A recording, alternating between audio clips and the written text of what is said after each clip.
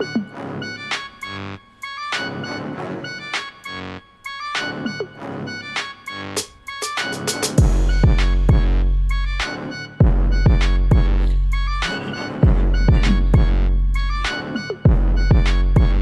Production. What's up? What's up? What's up? It's your boy Gotti, and I'm up in the building. I'm here with my boy Ace. What's up, Ace Boogie? Happy Tuesday, everybody. Happy Tuesday. Happy Taco Tuesday. Man, I'm here with a special guest. You feel me? I had to reintroduce him again. You feel me? I got my boy Speaks up in here. Hey, Speaks. What's happening?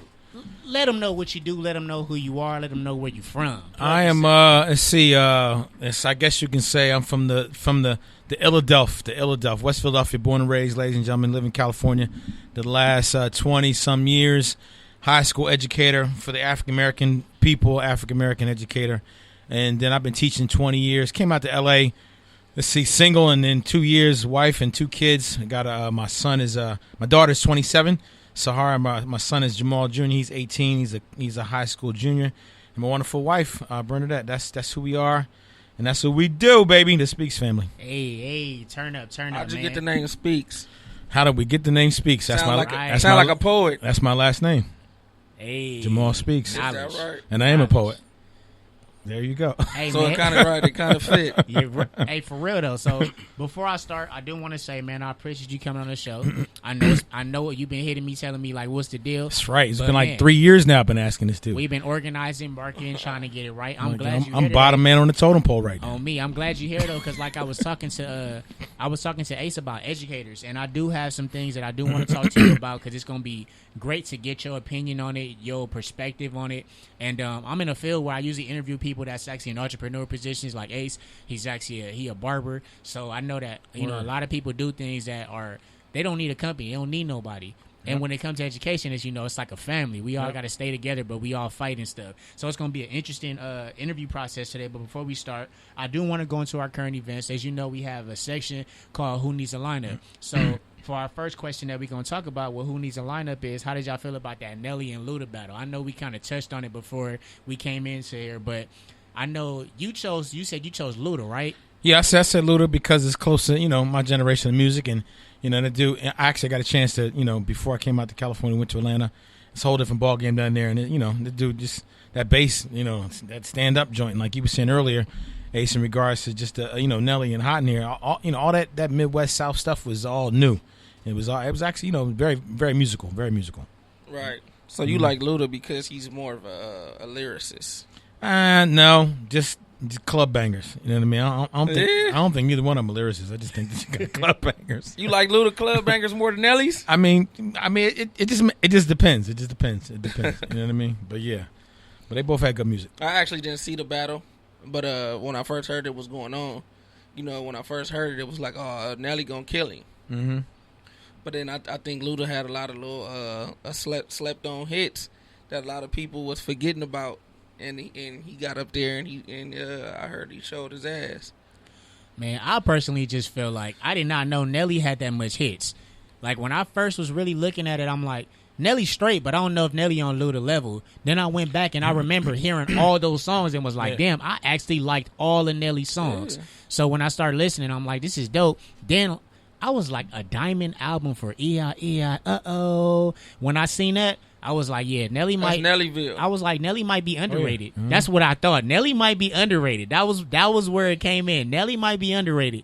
I never knew that. I never said that. I never said that Luda was weak, or I never said that Nelly was better than Luda, because I'm in the middle here. But I do think that Nelly is underrated. If you going off of what they did for the game, yeah, you would definitely have to go with Nelly, only because Nelly came with a whole swag that children mimicked and imitated. I don't think Luda had that part down packed. But Nelly had the the headbands and the jerseys and the little band-aid. The band-aid was and the Air Force Ones. Exactly, and he came out with his own clothes. And Nelly did, as much as we don't want to admit, Nelly made the Air Force Ones popular. Sure did. Anytime you come out with a song about something and it's a hit, then you instantly make whatever product that is, you make that popular. That's crazy. Air Force Ones. All right, so I got a question for y'all. Uh-oh. Who gets the lineup? Nelly or Luda? Me.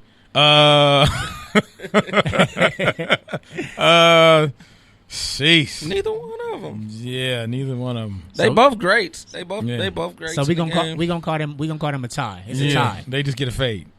A fade? No lineup. They It's get a a fade. fade. They just get a fade. All right, for sure. We gonna get in bow cuts. All right, so another one that I got for you when it come to who needs a lineup. Does colleges and schools need lineups for these virtual graduations? Should they just be sending them their documentation, or do you think a virtual graduation is necessary? I got a class of seniors right now that feel it disrespectful to put on a cap and gown and stand in their living room. They're not happy. They're not happy about this whatsoever, yo. I mean, I understand the disappointment, but at a time where it's being like it's nothing really we can do. Right. I probably still would have wanted to put on my cap and gown and celebrate with my family. Yeah. No, you know what I'm saying? For the and at least take pictures too. Yeah. I feel that. Cause that's all it is anyway. Like you don't I don't remember nothing from that day. But when you go back and look at pictures, you get what I'm saying, and you got the pictures with your parents and your family members and all that. I think that's what matters the most. Like them people that you talk to in high school, 10 years, 15 years down the line, you ain't gonna be talking to them people. Nah, you not. You really not. So you think that administrators need a lineup, or you think that the situation just get a pass? I think the coronavirus need a line. The whole coronavirus. I mean, need a lineup. I think these schools is they got their hands tied behind their back. They trying to come up with something for the kids. Well, you know what's interesting is I said this in the staff meeting. I'm zoomed out right now, so if I can do another Zoom call, same here. I'm gonna fall over. But I said this in the Zoom call with the staff in regards to that situation. I said what we're trying, the very thing that was secure for most kids in America, we took away from them. Like it was taken away from them, which is the actual physical going to a school. That and in a lot of situations that I learned from LA, going to school was a safe situation. Like going to an actual, like that was safe. Yeah, and it was taken away from them, and then they're asking the same people, the staff and the whole deal, to keep the same momentum, right? For something ain't there no more. Right. It's like, well, what's wrong with just checking in with these kids and see how they're doing emotionally, as opposed to trying to keep pushing something like, half of them ain't got no internet, they ain't got no computers, all that kind of stuff, and they keep trying to keep the same momentum, and it's like, nah, just let's just check in. It's like one of those things where, heaven forbid, we actually do something right for the first time, where it's okay, let's just check in on them, see how they doing. If they get work done, they get work done. If they don't, it's okay. You know what I mean? But me, I'm outside the box. So with me not being an educator, how is it going with okay, so when this new school year start, That's a good question. Is everybody just going to the next grade, or That's a good question. Don't nobody have an answer for that one. That's a good question. But I mean, nobody can fail. They can't fail nobody. Yeah, that's crazy. No, so we shall see when the time comes. But I'm not the administrator, so. Also, you don't necessarily have to do the work that they give you on these virtual. So here's what happened Good was question. what happened. Great question. What happened is that the superintendent came out and said that no kid can fail, and they took the actual grade F off of the grading system. So when the teacher goes and gives a grade, they can't give anything lower than D. But the situation was the day the school was over on the 13th, whatever grade they had, kids can't get anything less than the grade they had on the 13th. So knowing me, so even if they had an F, you got to kind of erase that. they got to get a D. Okay. So say you got a kid that's got all A's and already got into college as of March 13th, you telling me I can't fail? Deuces. Yeah. Oh, okay, that makes You see what I'm sense. saying? That makes sense. I'm on vacation. Yeah, that's what I'm saying. You know what I mean? But then you still asking the teachers to get in contact with these kids. And these kids are like, well, yo, you just told me I couldn't fail. So I don't know me as an adult. You tell me I can't fail, and I got all C's. Yeah. Player. And that's crazy because in the college world, we switched that. So what we have going is you can switch your classes to credit, no credit. So that means that you still are paying for the class because you got to pay for it. Right. And no credit is considered you failing, but it don't affect your GPA. So that's how colleges is going about that process right now. Yeah. Yep. Yep. So that's what happened. So it's like we trying to scramble to find kids, and they're like, well, and I this one girl in my class, and she's cool, but she's one of them like I hate school. I sent her an email. I got an email from her a week later. You know what it said? Boy, bye. I believe it too. I believe it. It's like, is she's passing? She was like, boy, bye. Like, miss me with all that. I ain't doing nothing. But she was passing your class before. Yeah, but she wasn't. She wasn't doing nothing in school anyway. You know what I mean? Yeah. Mm-hmm. Deuces. All right. So we finna get a system of lineup. When it comes to that, I don't. You don't? Virtual learning gets a lineup. So we gonna get him a pass. We can give him a pass. They tried to give that to my 1-year-old, and I said, she's not gonna. Yeah, that's what I'm saying. Yeah, she's not gonna sit here and watch no computer I'm not all about day. to come and I'm not about to come and enroll in that. You know what I'm saying? Yeah. She's not about to do that. Yeah. All right, so I got one more last. Who needs to line up? Blueface, baby. Yeah, all right. So Blueface, he actually posted a video, right?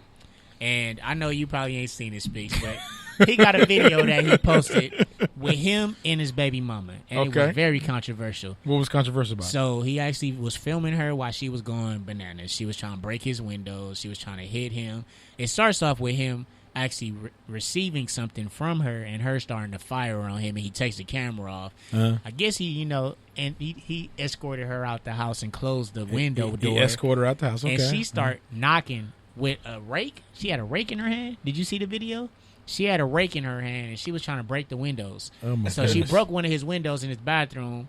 You can see through the video because he's recording. Then she went to his car, and then he cut the video off. So my whole thing that I have is a question for y'all is, when it comes to women emotions, and I'm only asking y'all because y'all are men, do you think that it's fair that a woman could break your stuff and you can't do anything about it? That's my question to y'all. Of course not. And then you got people out here that act like you really can do something about it. Right. Restraining orders and all of that stuff. It's like, yeah, you can go get that, but it's like, my shit still broke. I know. Me personally, I've been through this situation, and yeah, it's nothing you could do about it, and people really think that you could do something about it. But my whole thing about that is that ain't right. Nah. So was he wrong for recording? Because I mean, some people was mad that he put his business out there. Because it was one part that made everybody mad. His son was in the house. He wasn't reacting like the mom, but I can understand why he was recording. Right. So he had his son crying, and he was talking to his son because Blueface is very ignorant, and he made a comment that said, "That's your mama." He said, "See what your mama doing?" He said, "I ain't did nothing to your mama. See what your mama doing." Wow. So he ignorant. He say stuff like that. But he in that defense, does he have a reason to be recording her acting like that?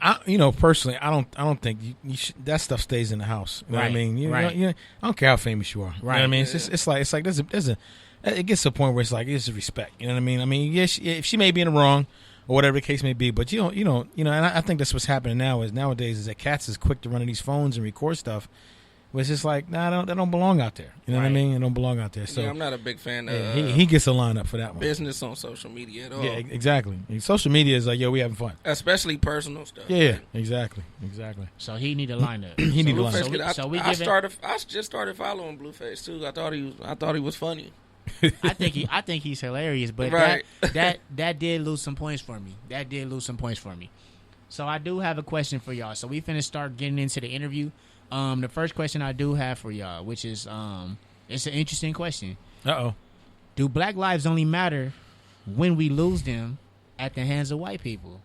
Do black lives only matter when we lose it to the hands of white people? If you look at the media, yeah.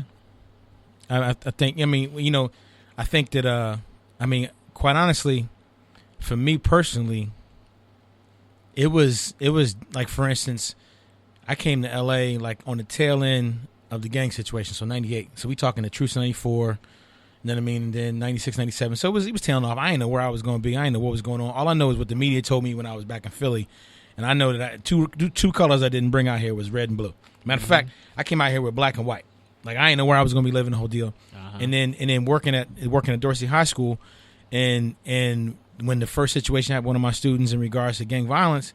And it was a dude, and he was caught up in the lanes, and he wasn't supposed to be there.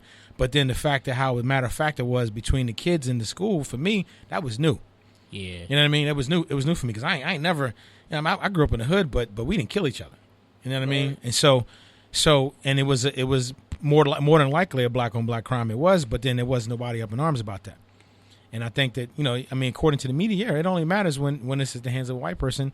Unfortunately, that's a shame because it's senseless violence, black on black crime. But then what it does is we got to remember that it undermines the narrative. True.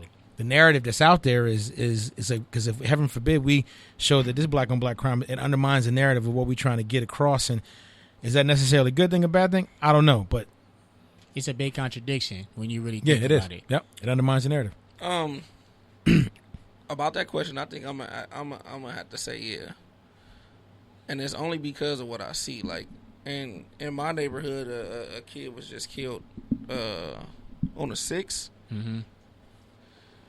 and you know, it was gang violence, so it's just like it comes and it goes. It's almost like we was talking about normalities. Yeah. Like it's normal to us now. So Right. it happened, Yeah. and then while it was happening, it's like, you know, the hood talking, the chit chatter gonna start about it, but then it just dies off. Yep. I got But you. if that would have been a cop that killed him, you know, everybody Oh. would have been in the street. Yeah. People would have been marching, and you know what I'm saying? It's like, it's kind of like, I do feel like we need to see that same type of activity for whoever gets shot Yeah, and killed in exactly. the A streets. body's a body.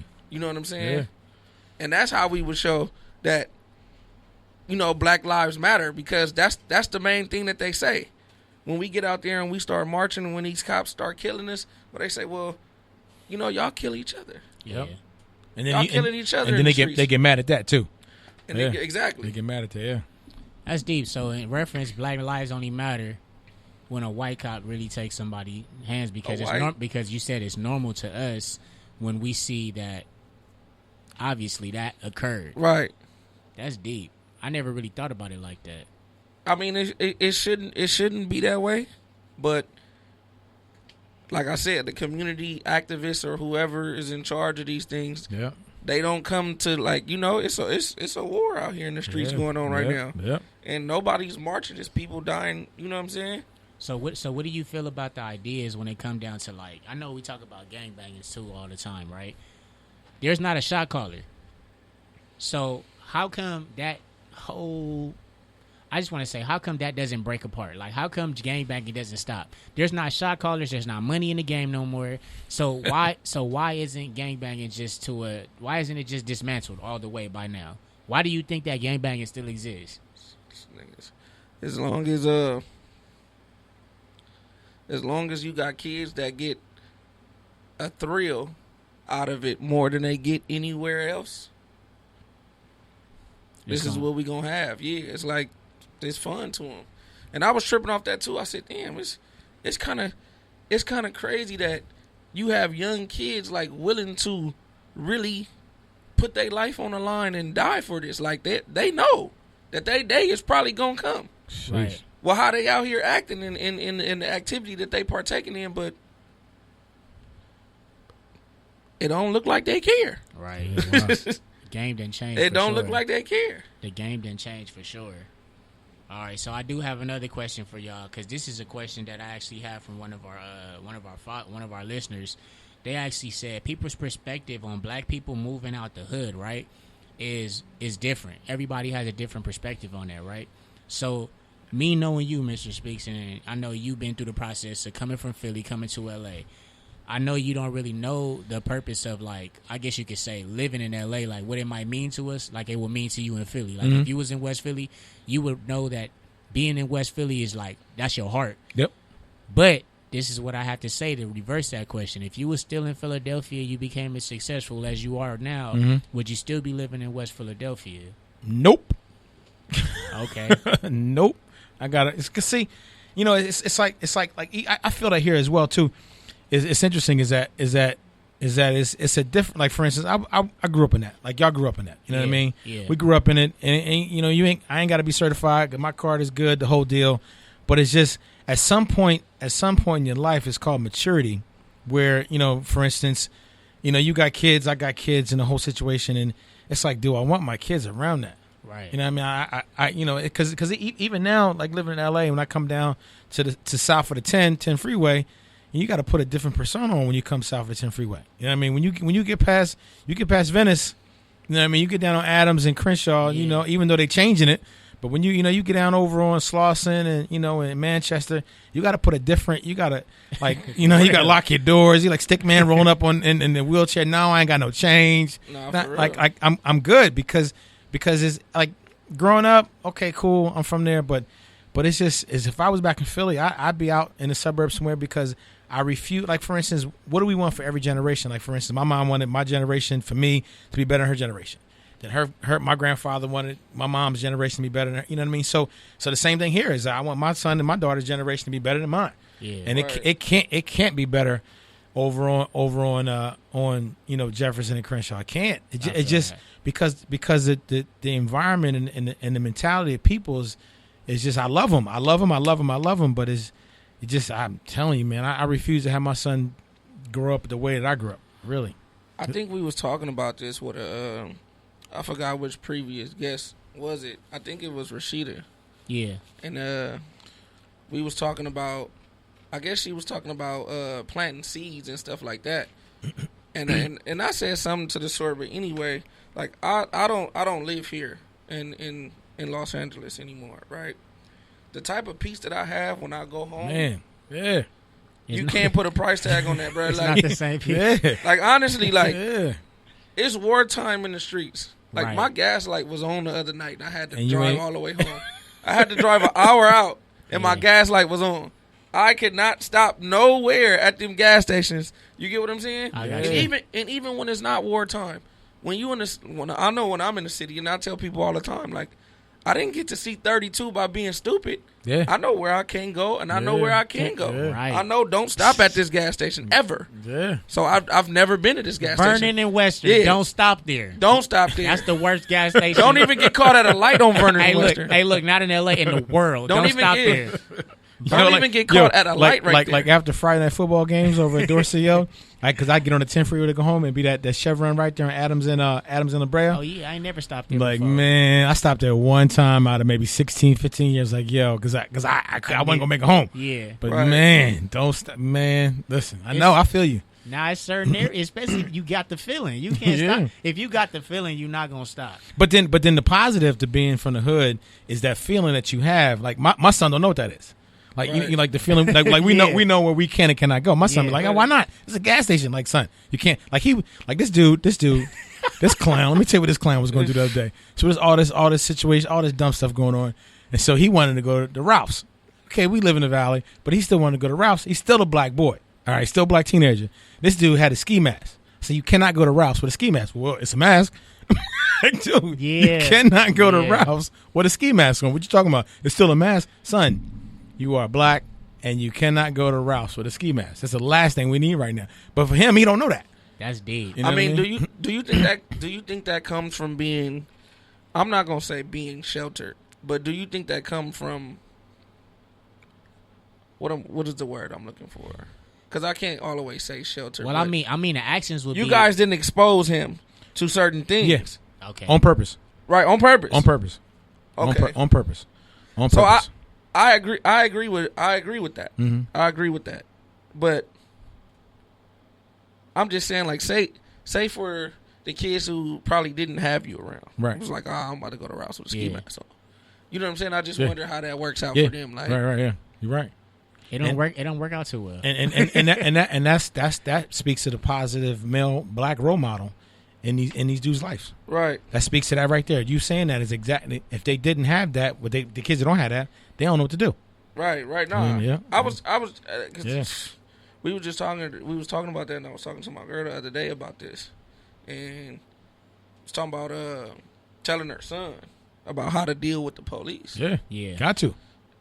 And it's like, I would, tell my son, don't say this to the police or don't disrespect them. I said, look, you teach your son how to treat people and talk to people, you would never have to worry about them talking to the police like that. Bingo. That's true. Bingo. Ever. Bingo.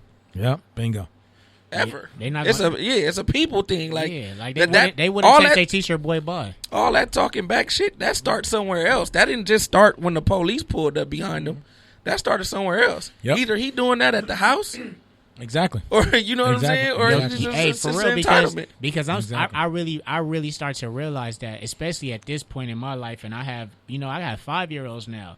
Your kids reflect your behavior. Yep. So if you really believe that you are a role model and you're seeing that your teen or your child might be reacting a certain way, you're obviously exposing them to a behavior of your own, or you're exposing them to a behavior of somebody else's, and they think that it's okay because you're accepting it. Exactly. And that's true though, because I really believe So that. do you automatically think that when kids are exposed to things that they automatically, like, say if I'm exposed to something at a young age, Right. do you think that I'm automatically gonna think that this type of behavior is okay? Or like what is the percentage of a kid feeling like, okay, since I'm exposed to this type of behavior is okay, or I'm exposed to this at an early age? Because I feel like this is what you're doing with kids. When you expose them to stuff at an early age, you're hoping that a kid is gonna make up in their mind that this type of behavior is not right.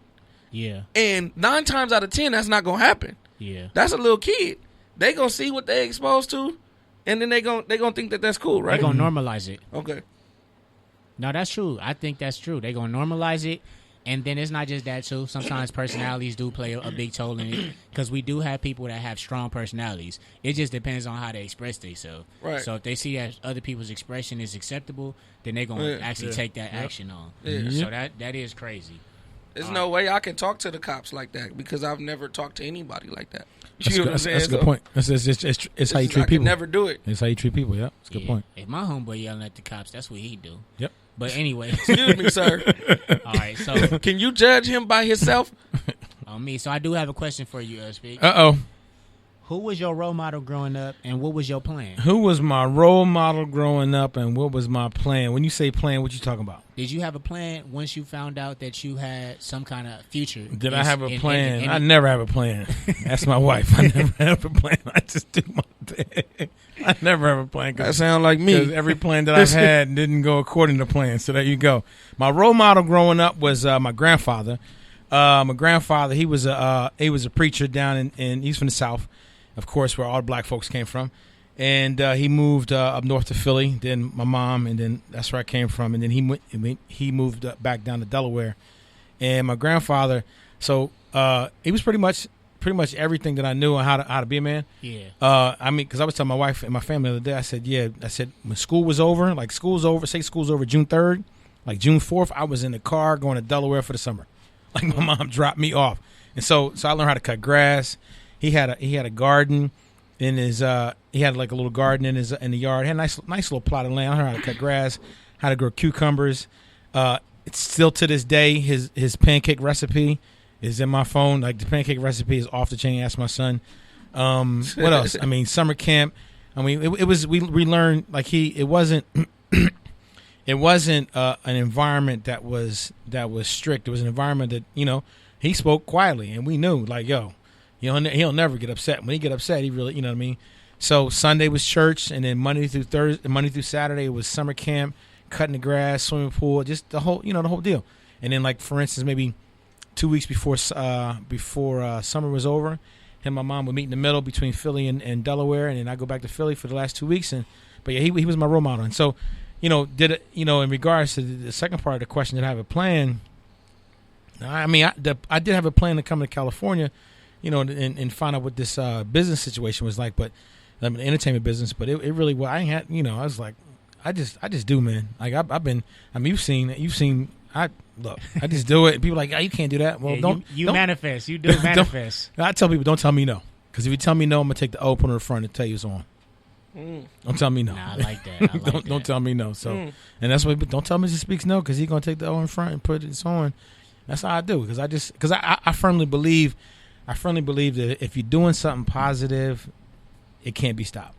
Okay, so another question: what made you go to college, and how did you get into education? What made me go to college? So, true story. I wanted to go. So my mom went to Wilberforce for undergrad, and then went to Temple for grad school. My mom's a licensed clinical social worker, and so going to college was like it was just this is what you do. You know what I mean? Like, you know what I mean? So 18, the clock is ticking. You going to college, and so I wanted to go to this. I didn't know where the school was, but I like the colors because the colors was purple and white. It was James Madison University in Virginia. So I'm like a CB student in high school, and my college counselor was like, "Yo, why don't you try this school too?" Like pretty much hindsight 2020 is like, you ain't gonna get in this school, so you might as well go ahead and try this one. Yeah. And so I mean, so I was like, all right. So I was like Norfolk State University. I was like Norfolk, like okay, it's in Virginia. I didn't know where Virginia was. So sent my joint in, my application and the whole deal and transcripts, and Norfolk State University was the first school that accepted me. And I thought it was a mistake. I was like, oh, they this must be a mistake because my grades wasn't the greatest. You know what I mean? My SAT score, I tell people my SAT score was 740, player. 740 out of 1,600. I was not. You got your name right. Not a, exactly. I got my name right. And then I sent back my $50 non-refundable deposit quick. Like, yo, you're not going to deny me. I sent it back, and then me and my mom, we went down for orientation in July. It was like 5 hours from the crib. I ain't never been to Virginia. My roommates. So check this out. So my roommates during the orientation weekend were the actual three. Remember in Lean on Me, with the high school Morgan Freeman. Yeah, Morgan Freeman, Lean on Me. Remember when he caught the kids on the top of the roof, and he had them sing the song. Yeah. So not those kids, but the actual 3 kids that got caught on the roof were my roommates. You lying? Yeah, it's crazy. Yeah, so All three of them. Yeah. So the actual 3 kids. Right, exactly. That's deep. Yeah, he was like, hey, you might know us. I was like, I don't. Who y'all? He told us, and they actually sang in the room too. Yeah, they could sing. So the actual, not the actors, but the actual 3 kids on the roof and Lean on Me were my roommates. They was from East Orange, New Jersey, and so I was like, yo, what is this? It was a black school. All right, cool, all right. And then, dude, so the ones that was in the movie was your roommates? Not the ones in the movie. The ones that was actually supposed to be the character. Exactly. So Wow. the actual dudes, and so I was like, yo, I'm going to this school. This school was great. It was, made friends, the whole deal. And then August 1990, my mom drove down, gave me like a couple $100, dropped me off, and was like, deuces. I'm like, what? Got registered whole 9.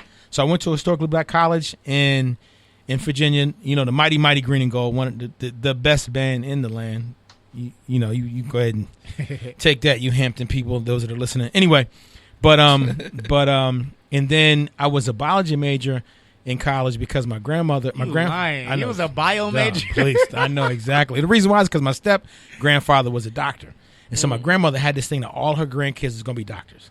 That's just what it was. Yeah. All her grandkids going to be doctors. And I'm all right, cool. So I'm a biology major. It was my sophomore year.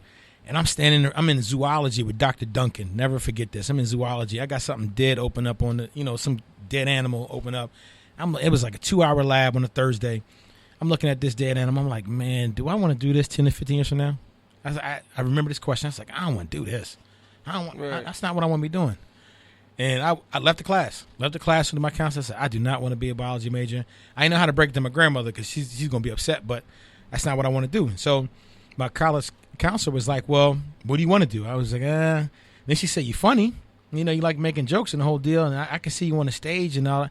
Like, what are you talking about? She's like, well, why don't you try? They don't have a theater degree. Yeah. So why don't you major in English and minor in theater? And I was like, well, major in English, help me out. She was like, well, if you so choose to go to law school or go back to medical school or go somewhere else, having a degree in English lets people know that you can read and write at a high level. I was like, okay, that makes sense. And he's like, and you can minor in theater. Jump on the stage, do your thing. It looked like you want, you could do something. Yeah. So I majored in English, minored in theater, and then met my theater director, Dr. Clarence Murray, and he put me on stage in my first play, August Wilson's piano lesson, and I got on stage. Dude, I was like, yo. Like this is I like this, right. And the rest is history. And so, but it really wasn't education till I came to LA. Actually, no. When I went from Virginia I was out for a semester and I went back to Jersey. My mom was in Jersey and I worked at the YMCA, and is when I started after school programs, teen programs, and the whole situation. And one of the things he was saying is that education is the way, and I started liking the fact that I was dealing with teens and all that kind of stuff. I came to LA. Didn't have a job, but I was working for the YMCA in Jersey, and he was like, you can go anywhere in the world. Once you work for the YMCA, you can go anywhere in the world and work for the Y. I was like, all right, cool. Came to L.A., got this job at Culver City. The lady was like, you're overqualified for this. I'll take it. So I'm after school program from 4 to 6. Yeah. And then ended up at the Crenshaw Family YMCA. And at the Crenshaw Family YMCA, my director was like, yo, I need you to go to this high school over here and start a teen program. And it was Dorsey. Right, crazy. I was like, all right, I'll go over there and start a team program. I ain't afraid of nobody. And then Miss Hindi, we knew each other from outside of school. She was like, what are you doing? I was like, well, I'm over here starting a team program. She's like, well, don't you teach theater or something like that? She was like, yeah. I said, well, we looking for a theater teacher. I was like, bet, let me in. And then the rest is history. 20 some years later, man. And then seeing that's tight. Hey, that's a dope. Hey, that's dope. Hey, he was my drama teacher, so this is somebody who would start all the confidence that I do have in me for sure. Yeah. Nah, that's dope. I really do appreciate you sharing that because I just want some people to know that, like, who didn't know about you. That's something that they should realize. Like, Speaks out here just shooting a shot, and he be switching it, as you can see. Because, I mean, that's a crazy story to work at the YMCA, working 4 to 6. Then you actually do so well, you start a different program at a different school, and you just become a whole teacher. And then, without you knowing, running the whole school and becoming the most popular teacher. Like, he was a teacher, honest to God, he was a teacher that everybody would say, Speaks, that's the homie right there. Not he the teacher, that's the homie right there. But true story though. So in 22 years I failed. So because for me, this is my motto. Ace, right? Yes. Yeah, this is my motto. My motto is this: is that think about that time you got an F. When you get an F in class, it's like, well, I'm giving up. And I tell them, I said, you get an A the first day you walk in my class, and I see there's 2 ways you fail my class. 1, you don't come, and 2, you come and don't do nothing. I said, but I'm not gonna fail you because the deal is if I give you an F, then you don't work for nothing. Mm-hmm. I'm gonna make you work for the A. And so, and when cats see anything, like even with counselors, when they be like, "Yo, Speaks gave you an F," like you must have not, and they know, like you make no sense. like you got an F from him, like you ain't go to class. Right. Make no sense. Yeah. If you fail speech class, yeah, it don't make no sense. I had a teacher in high school. If you missed one day, you failed. Like every assignment was worth so many points that if you miss one of these assignments, hey, you know who that sounds you like? fail. Miss Long. Yeah, Miss Long used to have. Hey, Miss Long. Hey, for real though. She was setting niggas up for failure. And I was there every day. Hey, but and I had an A. Hey, but let me tell you the crazy story, and I tell this story all the time. When I first met Speaks, I didn't like him. I went to go buy. He was selling donuts, right? And I went. He don't even remember this. So I was a freshman. I walked into his classroom, and I said, "Yeah, can I get a donut?" He was like, "Who are you?" That's exactly what he said, because he that type of teacher. So he like, "I'm not selling you a donut." So I'm like, "All right." So my business out there. I was hot. I left. I'm like, "Yeah, I don't like him." And like the next year, I had his class, and he didn't remember. He was fresh minded. Right. He just like, "Hey, how you doing?" Like he talking to the class, and the first scene he gave me was with one of my homegirls, Tori. He told me to go up there and make sure she couldn't leave the house. That was the first scene that he gave me. I had to act out a scene to make her not leave the house, right? And I did like this exceptional job. I don't know what I was saying, but I was keeping her in the house. And ever since then, he was like, "Hey, man, I got something for you." He kept telling me, like, "I'm about to write something. I got something for you." So, he saw something in me in that part. And, later on, we did more collaborations. Yeah, man. We did a play. Man, he got me into a spotlight that I never thought I would be in. I tell people all the time, I got a taste of fame at the best. At the best, like I didn't have the money, but to witness the clout that some people chase these days. Yeah. It was given to me, and it was a privilege to have it. It really was. So I do thank you for that too. I do want you to know that. But I do have another question for you. So my question for you is, I know that you said you chose education, but this is a question Actually, education chose me. Yeah, education chose you. Yeah. So this is the question that I know a lot of people would like to know, because me and him was talking to a young lady in his barbershop spot, and she doesn't really realize how to construct certain lessons to her child to make them stay on task sometimes, because they actually just don't focus that much sometimes. But when it comes to students and teachers, do you blame students sometimes that teachers can't teach, or do you think that teachers can't teach, and you would just say vice versa? How would you like construct that? That's a great question. I think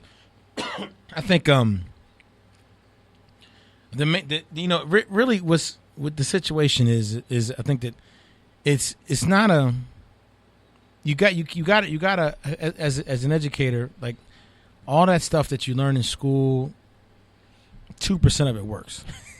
2%, if that 1%. I feel that. But you got to figure out who's in your class.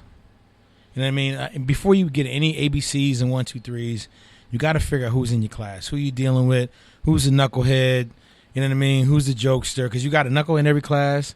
You got a jokester in every class. You got a nerd in every class.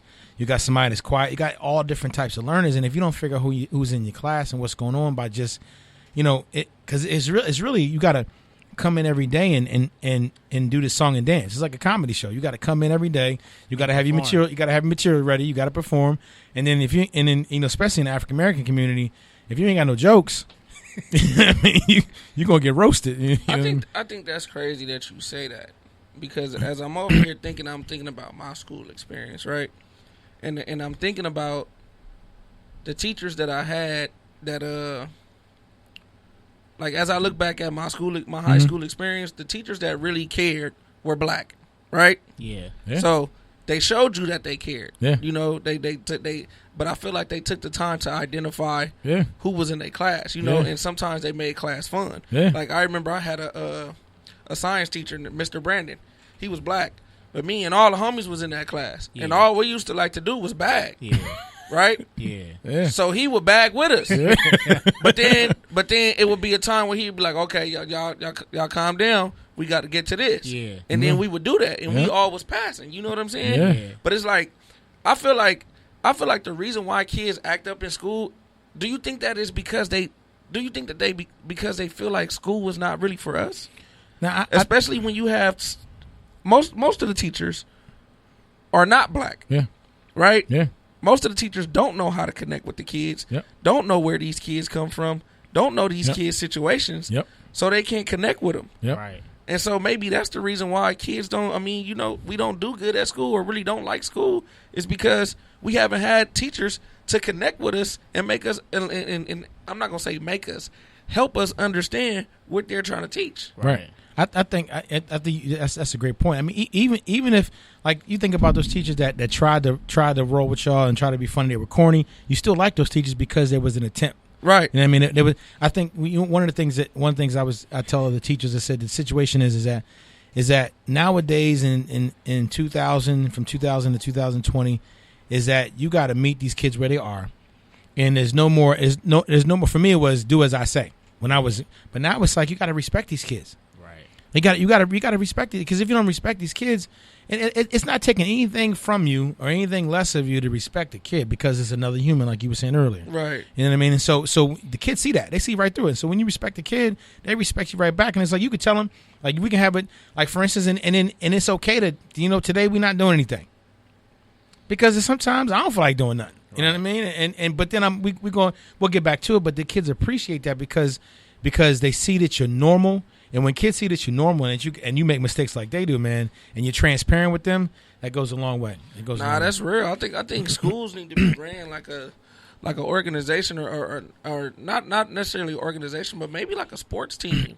It's like, what's the end goal? Are you trying to win a championship? Is the end goal really for these kids to get better scores on their tests, or is the end goal really for these kids to pass these classes? Yeah. Because if it is, then we need to come up with a strategy on how to do that. Instead of hiring these teachers that probably don't go through it's like, what's the interview process for it? Especially with black students. Yeah.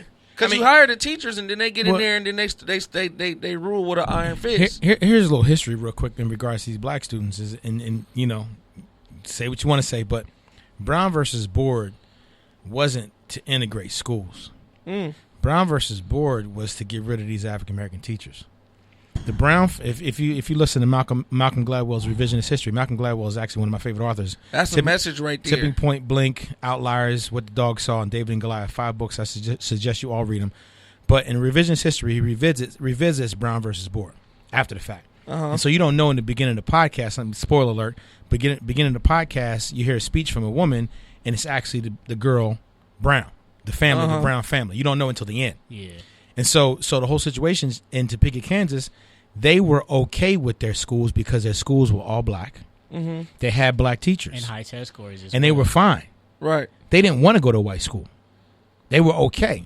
But it was one of those where, you know, NAACP, I'm sorry about that, but NAACP nudged them, and then Thurgood Marshall's on the scene, the black lawyer who fought this case. Right. They didn't want to go to these white schools. And from Brown versus Board, 85,000 African-American teachers lost their jobs. I didn't know that. Lost their jobs from Brown versus Board. And then after that, that was the insurgence or the inception of special ed. Special ed became a program. Became a program because you got these black boys in these classes with these other teachers that don't know how to deal with them. Wow. That's the history. You know what I mean? And look at it. Look at special ed across the board. Who is it? It's us.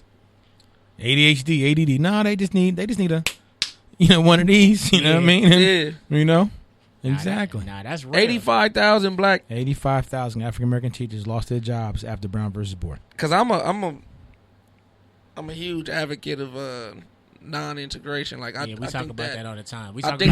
I definitely think that's where we went wrong as a people, was integrating. Yeah, we say that. We say all the time that segregation was the worst thing that could have happened to us. But I didn't know that happened. Yeah.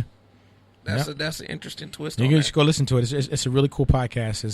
It's Malcolm Gladwell's Revisionist History, and you listen to it. I mean, and at the end, it's like, this is the brown girl, and her speech is about the fact that she didn't want to go to these schools. She was fine. She was good. She never even wanted to go to the family didn't either. Yeah, like so it was the NAACP that was pushing them. Yep, like we have the story of Ruby Bridges. Ruby Bridges did not want to go to the school. If you watch just the whole documentary, the movies, everything that they made on her, it shows you she was actually taking classes separated from the white students just so that they can claim her as one of the students that's being integrated into a school. Wow. So can we say that white people are behind the NAACP? Well, I mean, they found it. I'm pretty sure they fund it too. They found it, yeah. I mean, that's a whole nother That's Tuesday. A whole nother story, whole nother right? Tuesday right there. All right. So since you got into that, I do have a That's question. deep. I do have a question for you that's kind of in depth. What has been your hardest challenge as a teacher in the inner city? And I know now that you are in a different school, you have a different ratio of students. Also in your field as a teacher and dealing with administrators, how's that controversial with your teaching sometimes? Well, I think the biggest thing with inner city education is just funding. Okay. But funding in the right place. You know what I mean? But for me, like you were saying earlier, I ask people. You know what I mean? I ain't got time to be fundraising. I just ask people because I know the people are looking to give their money. So I put myself in the right situation to ask people. I think that because it's something to be said where you look at the schools on the west side, and you look at the schools in South Central. It's the same school district. Right. Issue of funding is what it is. You know what I mean? In regards to just administrators and making my education or my instruction difficult, I haven't. One of the things that I've learned to do is it's if you've ever read the 40 Laws of Power, one of the laws of power is never outshine the master and court attention at all costs. I forget what laws they are, but one of the things I've learned is that if I'm always looking to put, like I said earlier, always looking to put kids in the front and always looking to do something positive, then administrators I've had in my last. I've had 1, 2, 3, 4 administrators in the last 20 years, and all of them have been good to me. I've heard horror stories about administrators and the whole deal. Yeah. But for me, I just do. You know what I mean? I do, and I make them look good because they're supposed to look good, and the kids look good, and it's always positive for even with the, like for instance, when I did the play at school, never in the history of Dorsey High School has a theater show been sold out. So we got this auditorium. It's like 1,200 seats, 800 seats, something like that, Right. like 1,000 seats. And so I was doing this show, and I was doing this musical out of losing kids to gang violence and all this other kind, like an urban hip hop West Side Story, Romeo and Juliet. And I was telling the principal, I said, "Yo, we're gonna sell this out. I'm gonna get the mayor here," and I had no idea how I'm gonna get the mayor here, but I'm gonna get the mayor here Manifesting. because for me, it's like if I put it out there, there is no plan B. If I put it out there, I got to come through. So I just put it out there. I'm gonna get the mayor here, yada yada, and the whole deal. And then we get like we selling tickets, and then we end up. I think KJLH ran an ad for us, and we selling tickets. Some little $5 tickets, $10, K-Cal, at the door. Right? K-Cal came in. Oh, and then K-Cal came through, and then Bill Whitaker for CBS and our whole situation, and it just kept just all kind of stuff. And then I do get and I ain't tell nobody the day before, and I called the mayor's office, cold call, like, "Yo, here's the situation. I'd like the mayor to come through." So I get a phone call from the mayor's office the day before the show. Mm-hmm. He's like, "Yo, can you block off, the front section of the auditorium? He's gonna come through." I ain't tell nobody, but I told the principal, I said, "You might want to dress up because I think somebody special coming through." So the day, the day of the show, he comes through and the whole deal.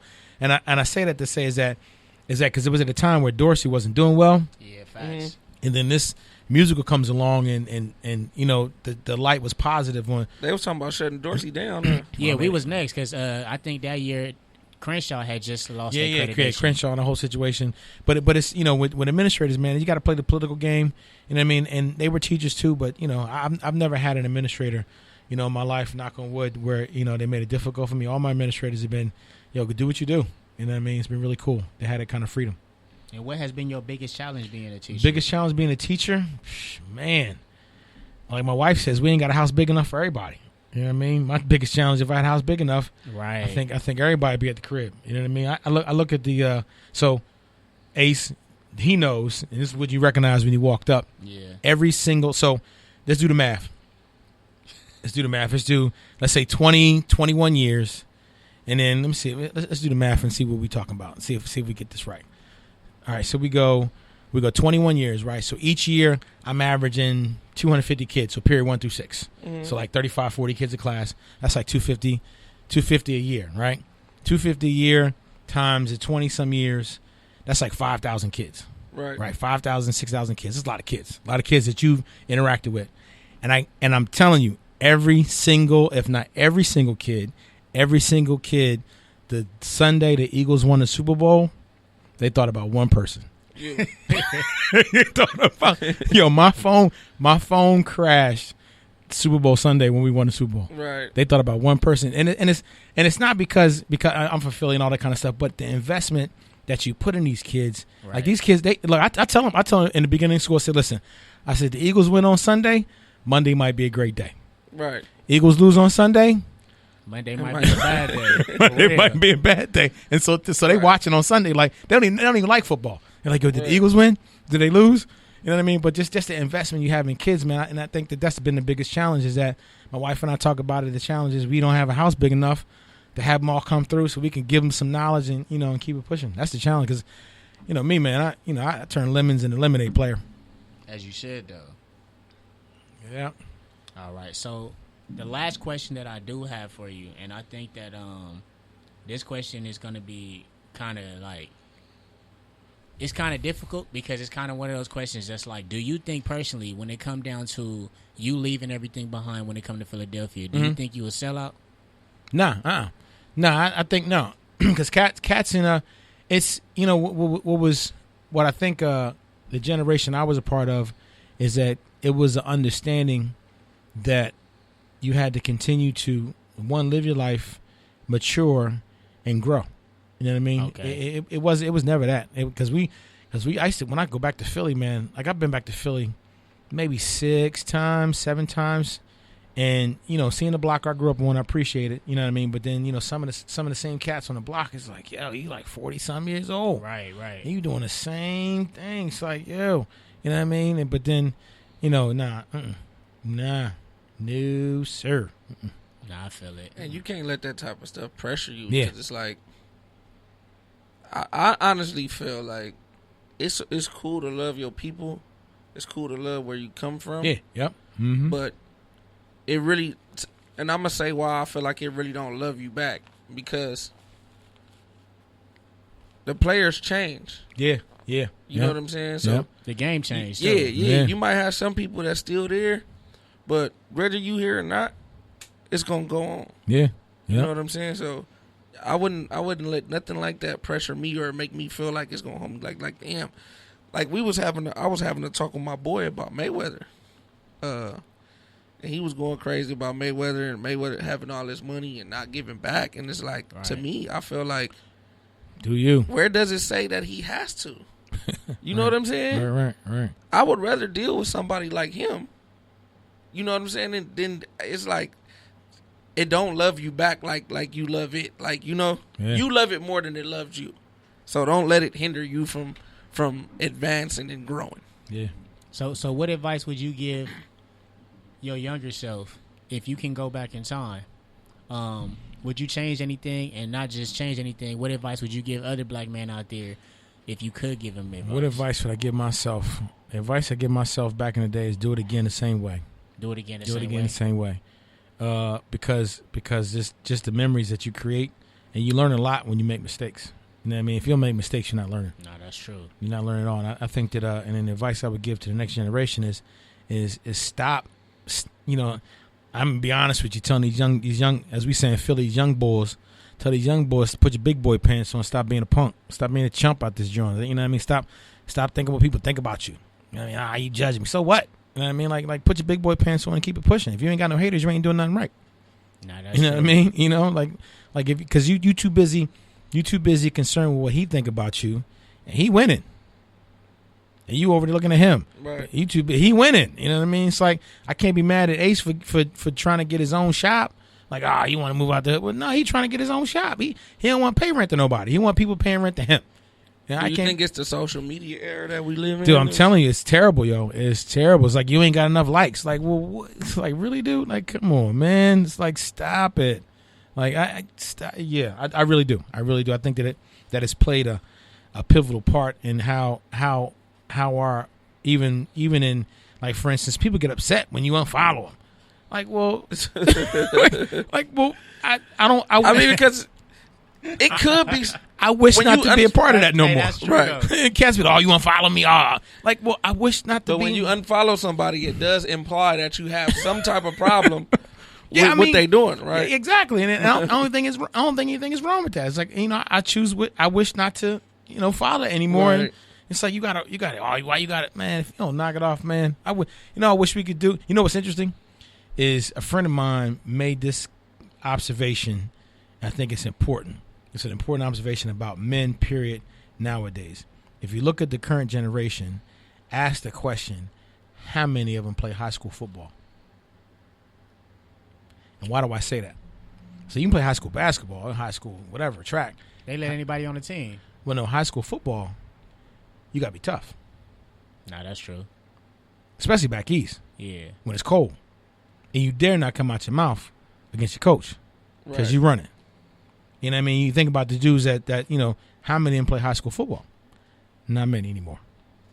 Because of that organized aspect, the team aspect, I'm going to get hit if I don't get my stuff together aspect. Right. Think about that. Like how many of these dudes, you play high school I football? mean, you got all. I mean, Hey, what did you play, Ace?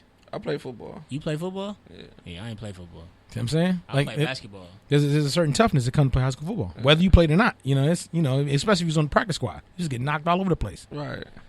Yeah. I didn't play that. Yeah, look at you. I joined drama. You know what I did? I was on defense. I want to do the hitting. I Yeah. want to get hit. Yeah, I wanna hit exactly. people. Exactly, yeah. Nah, that's crazy. Yeah. I couldn't play football. I wasn't trying to. Yeah, that was too much for me. Right. I don't know. Maybe I just thought I knew I was a pretty boy, so There you go. I was just trying to play basketball. But nah, the last question this is the last question I do have for you. When it comes to like the plan that you have right now, did you ever plan on leaving Dorsey? Because I know you at a different school now. Did you ever plan on leaving Dorsey? And how is your experience now outside of Dorsey? No, I didn't. That wasn't a plan. What actually happened was it was presented with a situation where my wife was, battled cancer. Okay, yeah. And then she's a cancer survivor. And then after that situation, I had to make a choice of it. And one of the things that people are afraid to do because they're scared of what people may say is I actually had to put my family first. Yeah. You know what I mean? So That's it was Mando. like That's Mando. it was like living in the valley, but being over here at Dorsey. If something happens to my wife, I'm not accessible where I can just leave school and come to the crib. And so when an opportunity opened up to be at a high school, closer to the crib, and I took it. But what's interesting is that seeing the difference between being in a predominantly African American high school and then being in a predominantly Latino high school, it's a complete difference. What's the difference? Dog, they don't know what football is. They know what football is. they don't know what the American like. I got to the school and I'm like, all right, it's Friday. Dorsey Friday. Friday you got the pep rally, you got a football game. I was like, it was a game. They was like, we don't play football here. I was like, what do you mean you don't play football here? Like, what's going on? They don't have a team. They didn't have they had a team, but the game is at 3:00 because they didn't have lights. Oh, okay. And I was like, okay, all right, cool. But then I'm like, where's the pep rally? We don't do pep rallies. And so I'm just, and just even like for homecoming, like, dude, Dorsey homecoming, Yeah. tickets is $30. It's at the Sheridan over by the airport, the whole nine. I was like, are we doing homecoming, right? And it's like, yeah, homecoming was in the cafeteria for $2 because of just the economic disparity.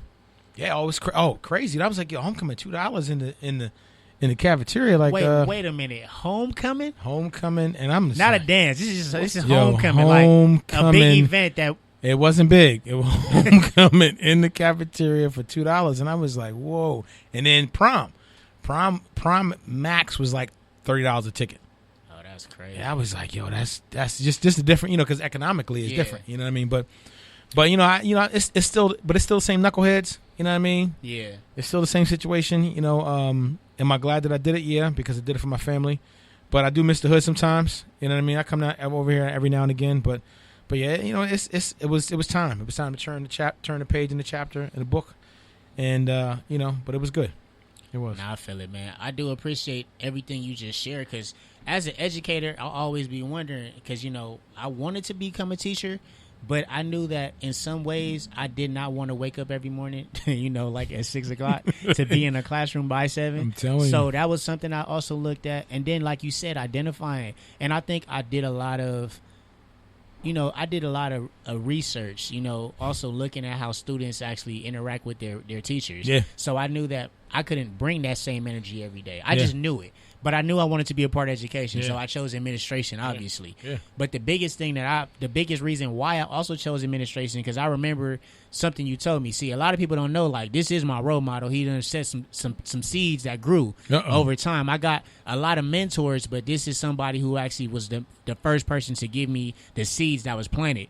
So I went and got my master's, but I remember you told me one thing. You was like, I got my master's in English. So I'm like, wait a minute. I said, you got your master's. I remember this was summer school when I asked you. You was telling me this, and I'm like, all right, I got to get my master's. I set that in my head, but I was like, I got to get through this BA first, and I didn't know how I was going to get through that.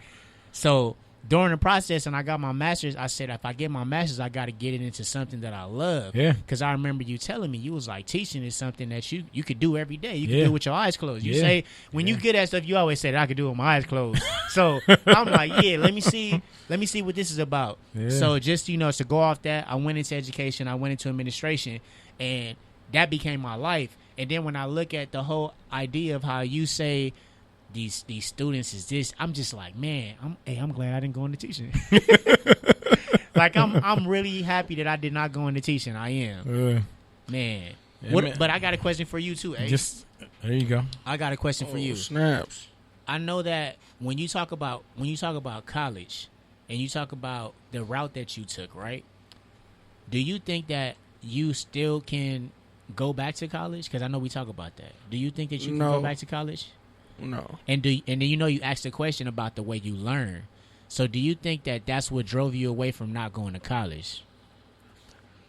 You know, it's crazy. I think what drove me away from going to college was, for one, I wouldn't say lack of information, because I did get accepted into a couple of colleges, but I felt that a lack of support was what made me really like scared to go, because really I didn't get accepted to no colleges in California. Okay. Mm-hmm.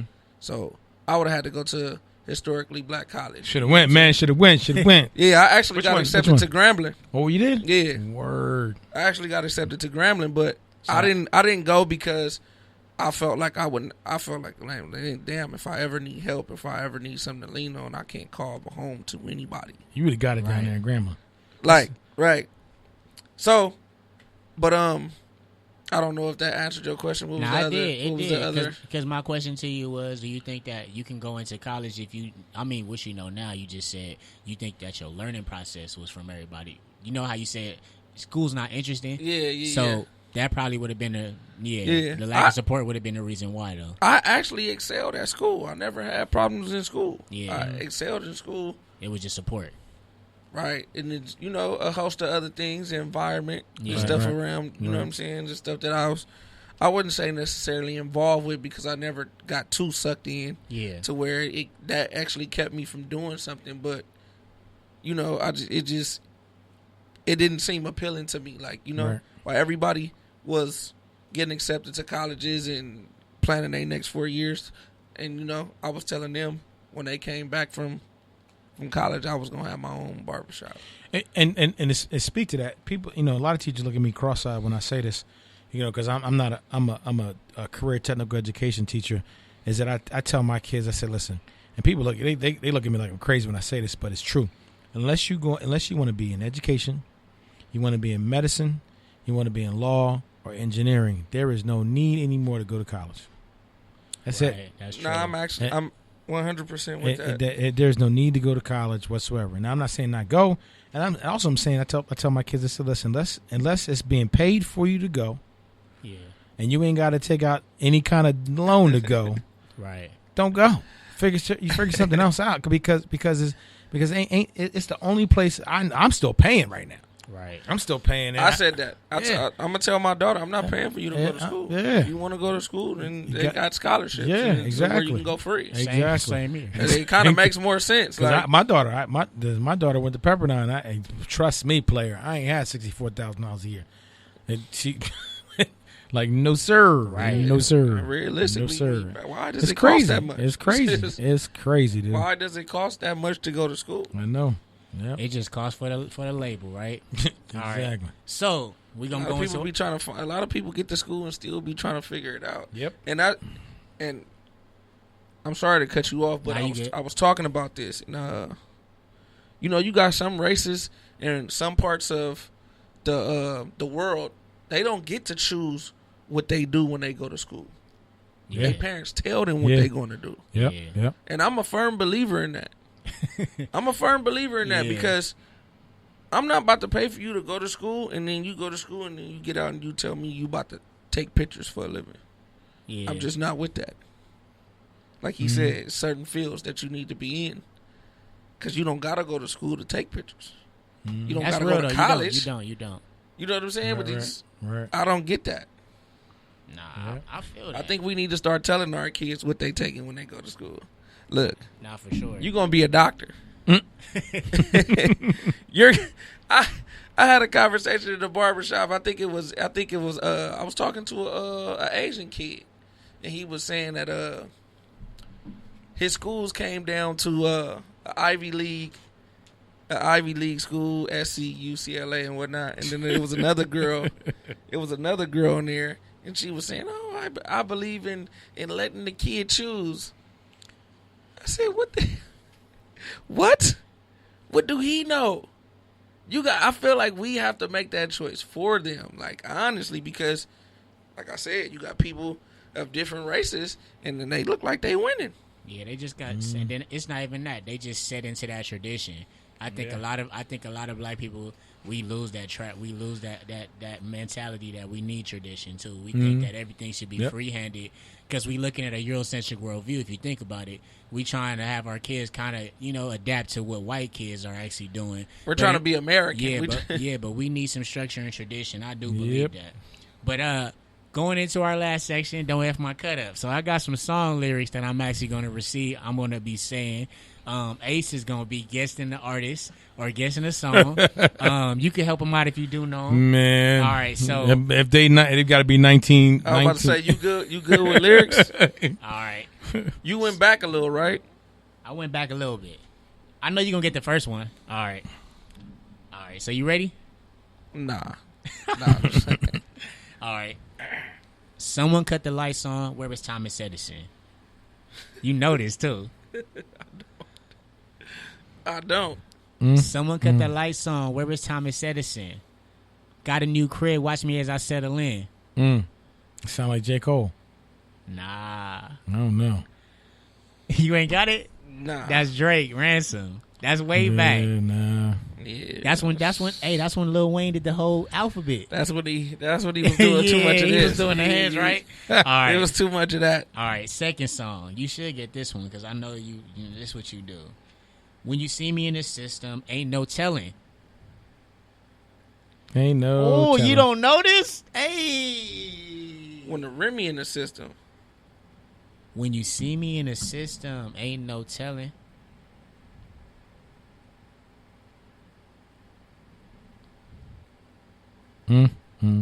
No, I don't think that's the lyric. Is it Remy? When the Remy in the system. When the Remy in the system. My bad. Ain't no telling. Yeah. What's the rest? That's Jay-Z. Oh, it's Jay-Z. Yeah, that's Jay-Z. You got it right. Right. Okay. All right. Yeah. That was too easy. Yeah, nah. All right. If my manager assaults me again, I will be assaulting him. That's Ye.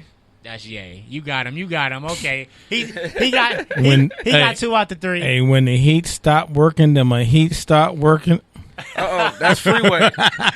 I'm a rob me a person. Freeway. What they do is wrong. Man, Yeah. that's a classic. That's right a classic right there. All right, so we actually going to be closing out the show. So before we close the show, we're going to go with takeaways. So if you could have anybody that's actually tuning in, listening right now, what would you have them take away from this conversation that you want them to take away? Take this away. I think one of the takeaways would be don't let other people dictate your success. Don't let other people dictate, because if you live in based off other people, you will never be successful. Never. It's like, don't let other people dictate, because I've lived my life the way I want to live my life the whole time and refuse to listen to what other people have to say, because I know what I need to be doing. I respect that. Yep. What about you, Ace Boogie? What would you want people to take away from this conversation? Ouch. Pain is love. Nah, I'm just.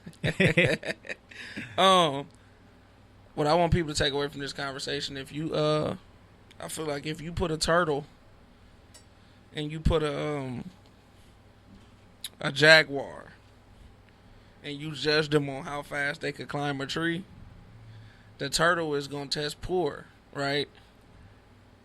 So I feel like when it comes to school, I feel like as parents, find out what's going on in your kid's school. Find out what's going on with your kid.